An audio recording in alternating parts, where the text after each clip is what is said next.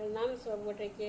आइ हम एकटा भगवती गीत सुनाबै छी। एखन नवरात्रा चलि रहल छै, ओहि उपलक्ष्यमे हम एकटा भगवती गीत लिखलहुँ हँ आ ओकरा अहाँ सबके सुना रहल छी। अहाँ सबके अगर नीक लागत तऽ लाइक कमेंट्स जरूर करबै। और बहुत बहुत धन्यवाद सब गोटेके। हमरा पर अहाँ अपन आशीर्वाद बनेने रहब। माँ भगवती सबके नीक राखैत और सब खुशी खुशी अपन दुर्गा पूजा मनाओ। जय माता दी। लाले लाले अरहुल के माला भवानी, अहू के चढ़ाए बिना। लाले लाले अरहुल के माला भवानी, अहू के चढ़ाए बिना।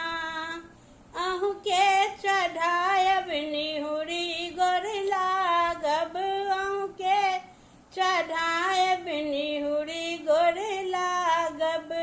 मन सौ देबै आशीष भवानी, निहुरी गोर लागब हे। मन सौ देबै आशीष भवानी, अहू के चढ़ाएब हे। लाले लाले अरहुल के माला भवानी, अहू के चढ़ाएब हे।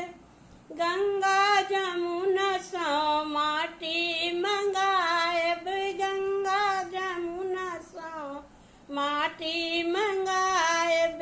उच के पिरिया बनाएब भवानी, अहू के बैसाएब हे। उच के पिरिया बनाएब भवानी, अहू के बैसाएब हे।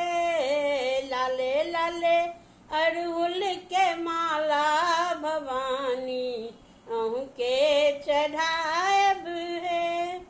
धूप ओ दीप मैया महल गम कई अछि, धूप ओ दीप मैया महल गम कई अछि। रुचि रुचि भोग लगाएब भवानी, अहू के चढ़ाएब हे। रुचि रुचि भोग लगाएब भवानी, अहू के चढ़ाएब हे। लाले लाले लाले लाले अरहुल के माला भवानी, अहू के चढ़ाएब हे।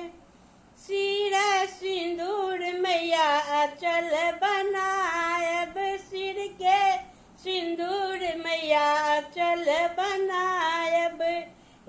राखब पुत्र के लाज भवानी, अहू के मनाएब हे। राखब पुत्र के लाज भवानी, अहू के मनाएब हे। लाले लाले लाले लाले अरहुल के माला भवानी, अहू के चढ़ाएब हे। लाले लाले अरहुल के माला भवानी, अहू के चढ़ाएब हे।